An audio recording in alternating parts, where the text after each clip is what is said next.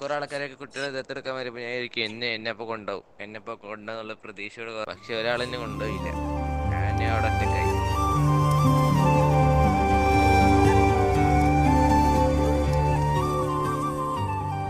എന്റെ അമ്മയുടെ അടുത്ത് തോന്നണമായിരുന്നു നമുക്ക് ഷെൽട്ടറിൽ പോയാലോ.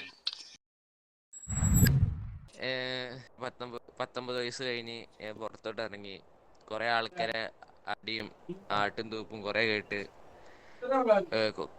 ഒരു കാരണമില്ലാതെ വഴി കിട്ടുന്നതിന് വരെ എന്നെ പലരും ഉപദ്രവിച്ചിട്ടുണ്ട്.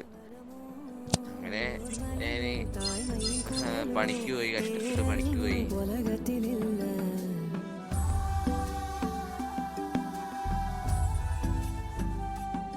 പിന്നെ ഞാനിങ്ങനെ കുറെ ആൾക്കാരൊക്കെ കുട്ടികളെ ദത്തെടുക്കാൻ വരുമ്പോൾ ഞാൻ ഇരിക്കും എന്നെ കൊണ്ടുപോകും പക്ഷെ ഒരാളെന്നെ കൊണ്ടുപോയില്ല. ഞാൻ അവിടെ ഒറ്റക്കായി.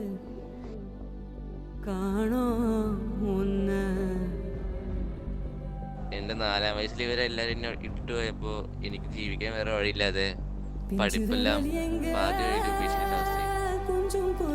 പിന്നെ അങ്ങനെ 19 വയസ്സിൽ പണിക്കിറങ്ങി.